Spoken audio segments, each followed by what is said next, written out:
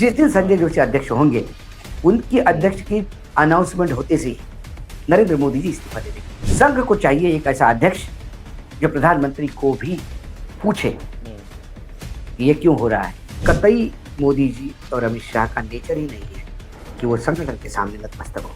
आम जनता तक माइक पहुंचाने वाली देश की पहली महिला पब्लिक रिपोर्टर प्रज्ञा मिश्रा जी एक ब्रेक के बाद सड़कों पर दोबारा लौट रही हैं। जल्द शुरू होने जा रहा है सरल, संपूर्ण, सच्चे शो कटिंग चाय का सीजन 2।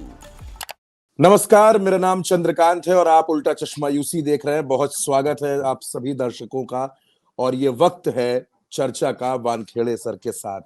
हमारे साथ अशोक वानखेड़े सर हैं, मशहूर राजनीतिक विश्लेषक हैं, विख्यात पत्रकार हैं, कई मुद्दों पर अपनी राय रखते हैं, बेबाकी से राय रखते हैं और मुद्दों की बारीकी समझने के लिए हम इनके साथ चर्चा करते हैं। सर, बहुत स्वागत आपका। और सर, मैं आज बिना किसी भूमिका के बात करूंगा, मैं सीधे सीधे सवाल पे आना चाहता हूं। मेरा सवाल बहुत सीधा सा है आपसे, और सवाल ये है सर कि बड़ी उथल पुथल मची है, बड़ी उथल पुथल मची है, और वो उथल पुथल बयानों को लेकर है। ऐसे ऐसे बयान सुनने को मिल रहे हैं जो पिछले 10 सालों में तो नहीं सुनने को मिले। अब नितिन गडकरी के बयान देख लीजिए, नितिन गडकरी के लगातार बयान सामने आ रहे हैं। मैं उस बयान की तो बात ही नहीं कर रहा जिसमें उन्होंने ये कहा कि प्रधानमंत्री पद का ऑफर उनको मिला था। रामदास अठावले मंच पर थे और नितिन गडकरी कह रहे थे कि चौथी बार सरकार बनेगी या नहीं बनेगी उसकी कोई गारंटी नहीं है, लेकिन आप मंत्री जरूर बनेंगे। और बाद में जब उनको कुछ लगा तो उन्होंने कहा कि मैं तो मजाक में कह रहा था। सर, नितिन गडकरी बार बार ऐसे बयान दे रहे हैं। इस खबर को सर समझना बड़ा जरूरी है सर। नहीं, बिल्कुल बिल्कुल, इस खबर को भी मैं समझा देता हूँ। ये मारवाड़ी फाउंडेशन का अवार्ड था। मारवाड़ी फाउंडेशन मतलब यूनिक, एक मैं इसको भी कभी कभी रेखांकित करना चाहिए कि मारवाड़ी फाउंडेशन दलितों के अवार्ड देता है, जो आम्बेडकर के नाम से अवार्ड देता है, जो दलित आम्बेडकर के वैल्यूज आगे समाज में रखने के लिए। तो गिरीश गांधी एक संत नुमा व्यक्ति है नागपुर में, वो उसके अध्यक्ष है। तो उनका वो अवार्ड था, वो अवार्ड फंक्शन था। तो उसमें जो गडकरी जी ने जो कहा वो पूरा आपको सुनना पड़ेगा। गडकरी जी ने उनको कहा, मराठी में बात हुई है, उन्होंने ये कहा कि भाई हम सरकार में रहे ना रहे, आप मंत्री जरूर बनेंगे, क्योंकि आपसे बड़ा वेदर कॉक कोई नहीं, मौसम वैज्ञानिक आपसे कोई नहीं। अब मैं आपको कुछ वीडियोज यदि आप देखिए यूट्यूब पे, तो स्वयं जिनको अवार्ड मिला वो पार्लियामेंट में अपने भाषण में मजाकिया लिहाज में ये भी कहते हैं, बोले देखो राहुल जी, जब आप सत्ता में थे तो हम आपके साथ थे, अब मोदी जी सत्ता में है तो हम मोदी जी के साथ है, फिर सत्ता में आप आ जाएंगे तो हम आपके साथ आएंगे, लेकिन मुझे अभी दिखता नहीं कई साल आप सत्ता में आओगे। ये रामदास आठवले का रिकॉर्ड पे ऑन द पटल पे बात है सदन के। पटल सदन तो ये बात तो है कि रामदास आठवले लगातार सत्ता में बने हैं, चाहे कांग्रेस सत्ता में रहे, ये रहे, एक दलित फेस चाहिए होता है तो उनको रखते हैं। तो उनको अवार्ड देते समय उन्होंने कहा, और बाद में ये भी कहा कि आम्बेडकर की वैल्यूज के लिए बहुत काम किया है इस आदमी, ग्राउंड लेवल पे बहुत काम किया है। आज हम इनको मंत्री पद पे देखते हैं, लेकिन जो संघर्ष इन्होंने किया, बहुत सारी बात की। लेकिन गडकरी नहीं, बहुत सारे लोग कहते हैं कि क्या 2029 में हम 240 से भी नीचे आएंगे क्या? कई लोगों का ये कहना है कि वैसा देखा जाए तो हम तो 180 पे ही है। 60 सीटें तो हमारे पास ऐसी है जहां मतदान की जितना मशीन में डला है उससे ज्यादा गिना गया है। ये कृपाएं कब तक रहेगी, ये लोग कहते हैं। अच्छा, गडकरी के लिए एक महाराष्ट्र में एक, आप किसी का भी मतलब यदि थोड़ा मराठी जानने वाले को किसी को भी पूछिए, जब विलासराव देशमुख, गोपीनाथ मुंडे ये लोग जीवित थे, तो कैन यू इमेजिन कि उनके भाषणों के जब यदि दोनों ये शख्स मंच पे है तो हॉल में पैर रखने को जगह नहीं मिलती थी, बाहर स्क्रीन लगाने पड़ते थे, क्योंकि दोनों एक दूसरे की इतनी टांग खींचते थे और इतनी मजाकिया लिहाज में बात करते थे कि जो मराठी व्यंग जो है वो सही मायने में देखने को मिलता था। उसके बाद सुशील कुमार शिंदे, विलासराव देशमुख, इनको दो हंसों का जोड़ा बोला जाता था। जब ये स्टेज पर रहते थे तो ये दोनों कांग्रेसी होने के बाद एक दूसरे की बहुत टांगे खींचते थे। तो विलासराव देशमुख ने लातूर का बहुत विकास किया ये बताने के लिए जब भाषण शुरू हुआ तो विलासराव देशमुख जब मुख्यमंत्री थे तो लातूर को क्या क्या बनाया, ये सुशील कुमार शिंदे ने, वो नागपुर में जो दिल्ली में हुआ था कार्यक्रम, उसमें खूब लंबी चौड़ी लिस्ट दी। तो बोले महाराष्ट्र का विकास करने के लिए उन्होंने लातूर का विकास किया। फिर सुशील कुमार शिंदे आए, जब विलासराव की बारी आई तो विलासराव ने कहा लेकिन मैंने इतना करने के बाद भी महाराष्ट्र का विकास ठीक से हुआ नहीं।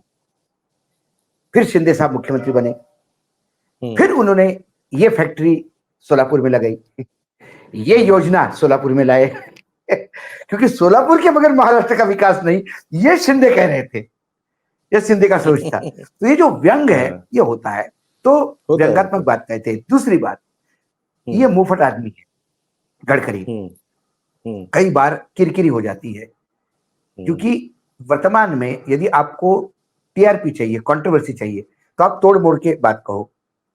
एक दिन मंत्री जब 2014 के बाद मंत्री बनते समय एक बार भोपाल के कार्यक्रम में उन्होंने कहा था कि कोई भी काम जो है ये मैनेजमेंट से होता है, नेटवर्किंग और मैनेजमेंट।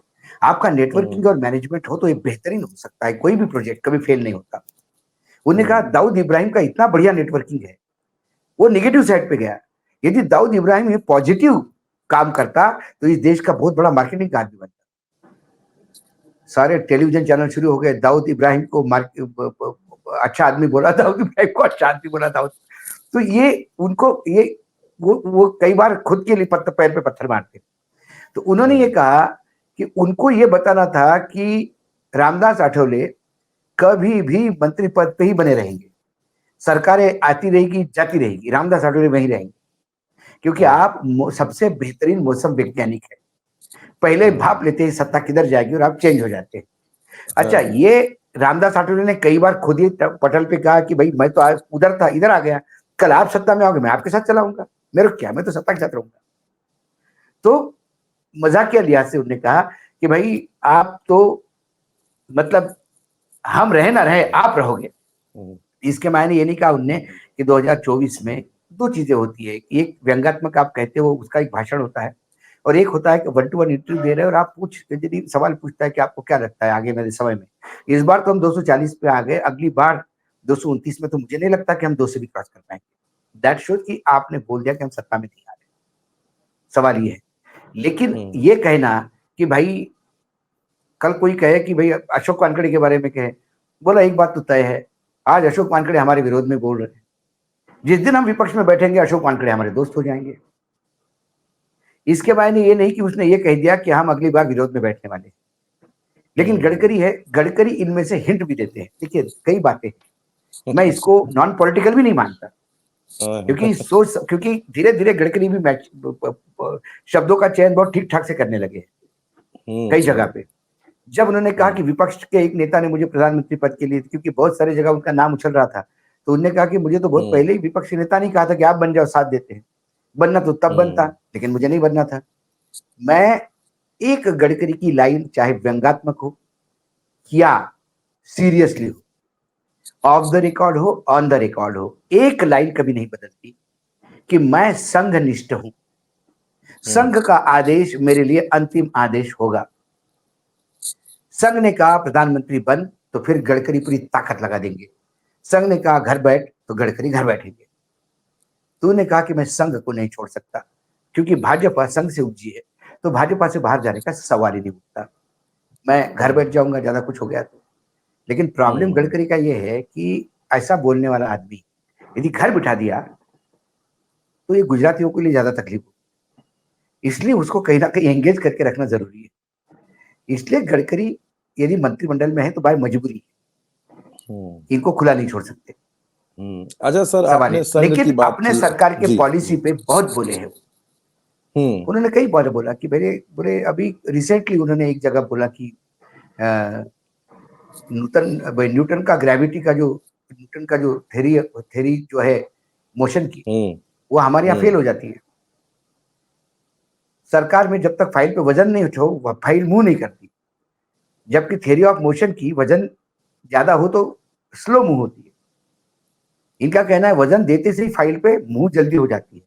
तो हमारे सरकारों में तो न्यूटन भी फेल है, वो एक्सेप्ट करते हैं। आपको एक उनके नेशनल हाईवे अथॉरिटी का शायद बिल्डिंग का लोकार्पण था, और उन्होंने उस लोकार्पण में अपने ही डिपार्टमेंट कर मंत्रालय को लताड़ा था।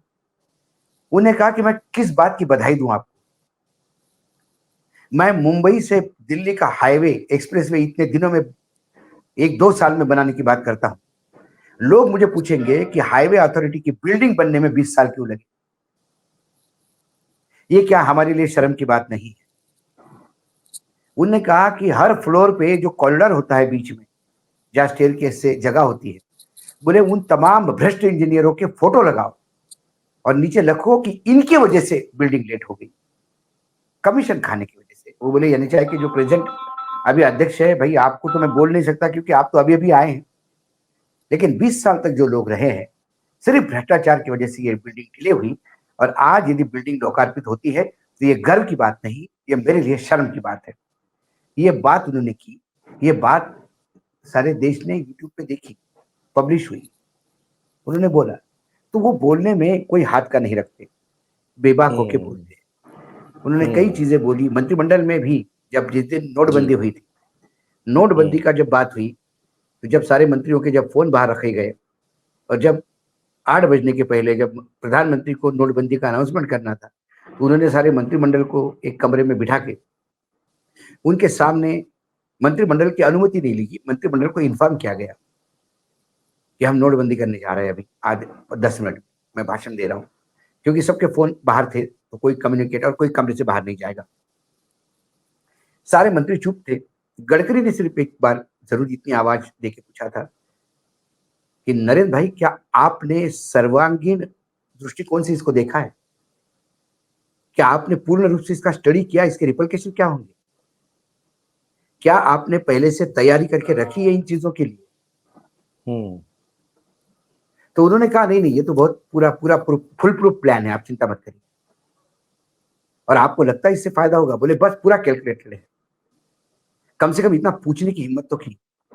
बाद में क्या हुआ, यदि फुल प्रूफ प्लान होता तो हर दूसरे दिन नया सर्कुलर लाना नहीं होता, क्योंकि हर नई दिन नई समस्या आती थी और उस समस्या का निदान करने के लिए नया नया डिसीजन होता था जी। और प्रधानमंत्री कहते हैं कि अरे तू डाल डाल तो मैं पात पात। अरे ये पत्तों का गेम थोड़ी है भाई कि तूने ये हुकुम का पत्ता डाला तो मैं ये पत्ता डालूंगा।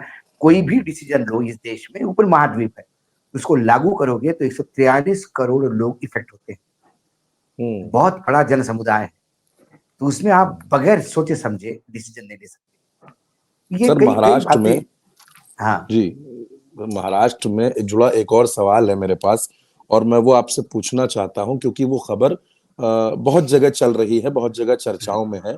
खबर नागपुर से जुड़ी, महाराष्ट्र से जुड़ी ये है कि बीजेपी ने अपना अगला अध्यक्ष तय कर लिया है, और अगला अध्यक्ष जो भाजपा का है उनका नाम संजय विनायक जोशी है। मैं ये समझना चाह रहा हूं कि क्या संजय जोशी भारतीय जनता पार्टी के अध्यक्ष बनने जा रहे हैं, या फिर इस बात की संभावना कितनी है, चर्चाओं में दम कितना है? देखिए चंद्रकांत जी, नाम तो आया है उनका, मैं इस बात में ये नहीं करूंगा। ये नाम मैंने भी कई बार लिया है, तो मैं आपके चैनल पे एक और दूसरे चैनल पे एक ऐसा बोल नहीं सकता। नाम उनका आया है, लेकिन ये तब होगा जब लिटरली पार्टी स्प्लिट होने की स्थिति में होगी। अभी सेंसस सबके मिला के एक सर्वानुमति से कोई नाम लाने का प्रयास संघ भी कर रहा है, बीजेपी भी कर रही है। जो प्रतिनिधि सभा की केरल में बैठक हुई उसमें बीजेपी को बहुत लताड़ा गया, उन पे बहुत नाराजगी बताई गई कि आपने ऐसा कैसा कह दिया कि हमको जरूरत नहीं है। सब वहां घुटने पे थे। उसके बाद अध्यक्ष की बात हुई, नया अध्यक्ष, तो जो नाम बीजेपी की तरफ से, मतलब इन 2 गुजरातियों की तरफ से आए, उस नाम को कतई संघ साथ में नहीं देना चाहता। संघ फिर से, संघ देखिए सत्ता आए या जाए, इससे संघ को फर्क नहीं पड़ता। इतने साल सत्ता नहीं थी तो क्या संघ नेस्तनाबूत हो गया क्या? संघ चलता ही रहा ना। संघ तो डेवलप होता गया, तभी तो जाके सत्ता में ले आए बीजेपी। बीजेपी अपने बलबूते पे सत्ता में नहीं आई। ये संघ था, संघ का पूरा प्रयास था, संघ का रोड मैप था, संघ का ब्लूप्रिंट था जो बीजेपी को सत्ता में लाए। तो कांग्रेस की सरकार होते हुए 60 साल संघ तो काम कर ही रहा था। तो अब उल्टा हो गया कि बीजेपी सत्ता में आने के बाद संघ के लिए परेशानियां हो गई। हम्म, तो संघ ने दो तीन चीजें बड़ी क्लियर कट कह दी है कि अध्यक्ष तो वो चाहिए जो संगठन संभाले, और बीजेपी में ये कैडर बेस्ड पार्टी है। हमारे देश में दो ही पार्टियां कैडर बेस्ड है, एक लेफ्ट और बीजेपी। बाकी सब परिवारवाद पार्टी, कोई अपनी ऐसी, कांग्रेस तो ऐसी जनसमूह की पार्टी है। चुनाव आते तो सारे कांग्रेसी बन जाते, जब चुनाव नहीं रहते तो सब अपने अपने घर जाते। 24/7 काम करने वाले लेफ्ट में मिलेंगे, बीजेपी। ये संगठन मर गया है। यदि लगातार पराजय हो रही है, बीजेपी 280 और टेक्निकली 180 पे आई, 240 और टेक्निकली 180 पे आई, तो इससे चिंतित है भाजपा संघ। और ये रिपरकशन क्या है? क्योंकि संगठन समाप्त हो गया है। संगठन सरकार के सत्ता के दरबार में घुटने टेक गया, जबकि भाजपा में संगठन सर्वोपरि था और सत्ता संगठन के सामने नतमस्तक होती थी। ये इंदिरा जी के पहले की कांग्रेस है। इंदिरा जी ने प्रधानमंत्री पद लेने के बाद भी संगठन सर्वोपरि था। प्रधानमंत्री सत्ता में होते हुए भी संगठन के सामने झुकना पड़ता था।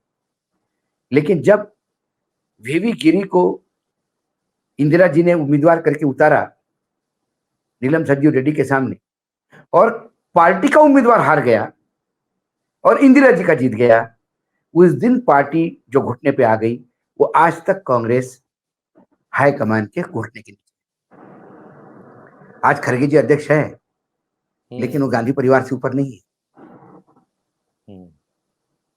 वैसी स्थिति बीजेपी की हो गई।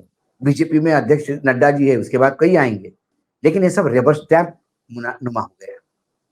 क्या बीजेपी में आज कार्यकारिणी में कोई ऊंची आवाज में सरकार को सुना सकता है? अटल जी की सरकार थी और कार्यकारिणी की नागपुर में बैठक हुई, उसमें सुषमा स्वराज जो दहाड़ी है, पिन ड्रॉप सब सुनते रहे सुषमा जी। इवन सुषमा जी 2014 में जब सत्ता में आई है पहली बार, और पहला जब अधिवेशन का पहला दिन था, सारे लोगों ने यूपीए के कुकर्मों का पाढ़ा पढ़ना शुरू कर दिया और हम कैसे ये हो गए। फिर उसके बाद सुषमा जी उठी तो दो टूक में सबको चुप करवाया। सुषमा जी ने कहा कि उनके कुकर्म कब तक सुनाओगे? उन्होंने गलत किया, इसीलिए लोगों ने हमको सत्ता में भेजा है। लोग जानते कि उन्होंने गलत किया, इसलिए हमको सत्ता दी है। अब हमारे पास टाइम है कि हम कुछ अच्छा करके दिखाएं। यदि हम वही गलत का पाढ़ा रोज पढ़ते जाएंगे तो फिर जनता तय करेगी कि हमको क्यों भेजा है। और उसके बाद सब चुप हो गए। ऐसे लोग कहाँ हैं आज? कोई बोल सकता है? अब तो कव्वालों की टोली है, दो गाते हैं और बाकी तालियां बजाते हैं। तो संघ को चाहिए एक ऐसा अध्यक्ष जो प्रधानमंत्री को भी पूछे कि ये क्यों हो रहा है, क्या ये पार्टी के तहत हो रहा है, क्या अपनी पार्टी की नीति है, ये कैसा हो रहा है, ये पूछने वाला अध्यक्ष चाहिए। तो उस अध्यक्ष की खोज है।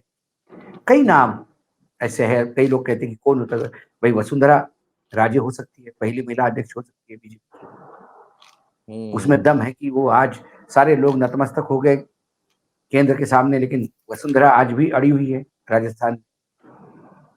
महारानी साहब ने सरेंडर नहीं किया, वो एक ये है।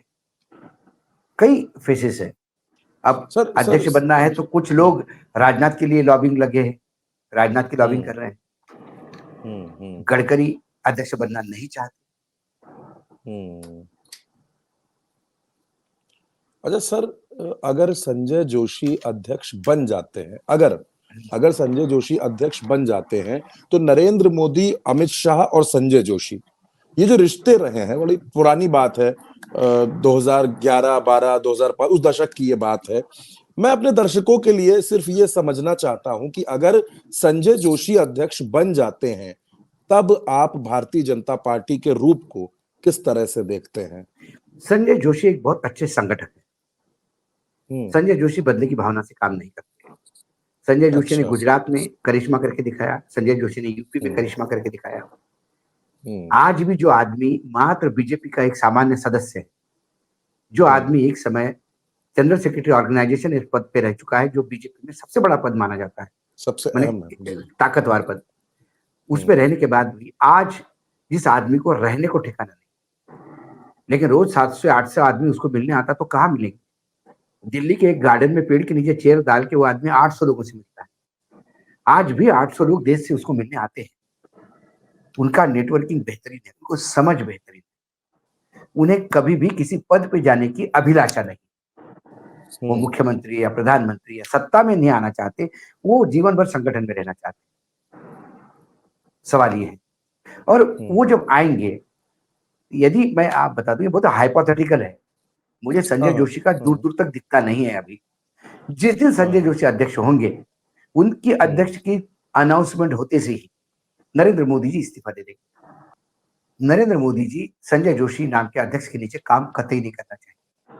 ये सीधा सीधा हिसाब है, क्योंकि नरेंद्र मोदी एक ऐसा शख्स है जो सरेंडर नहीं होना जाएगा। वो कहेगा कि मैं प्रधानमंत्री पद छोड़ देता हूं, किसी को भी बना दीजिए प्रधानमंत्री जो आपके सामने नतमस्तक हो, मैं तो होऊंगा नहीं तुम्हारे सामने।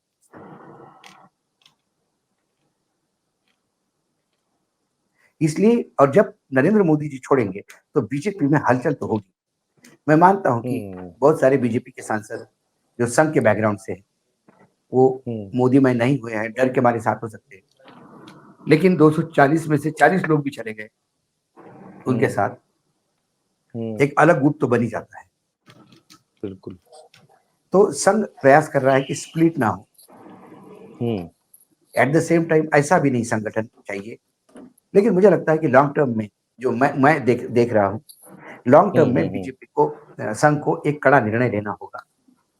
एक समय आएगा कड़ा निर्णय लेना होगा, क्योंकि कतई मोदी जी और अमित शाह का नेचर ही नहीं है कि वो संगठन के सामने नतमस्तक हो। जिन लोगों ने संगठन को अपने पैरों के नीचे लाया है, वो लोग संगठन को सर पे बैठने नहीं देते। ये संघ को तय करना है कि संगठन मरणासन्न स्थिति में पड़ा रहे या संगठन में एक नई जान फूके। बहुत बहुत शुक्रिया सर, आज बहुत लंबा वक्त आपने हमको दिया, बहुत लंबा वक्त दिया, और बड़ी बड़ी ब्रेकिंग न्यूज भी, बड़ी बड़ी खबरें भी आज आपने बता दी, जो अंदर की खबरें हैं, कब क्या कुछ होने वाला है। बहुत बहुत शुक्रिया सर, अपना महत्वपूर्ण वक्त हमको देने के लिए। नमस्कार।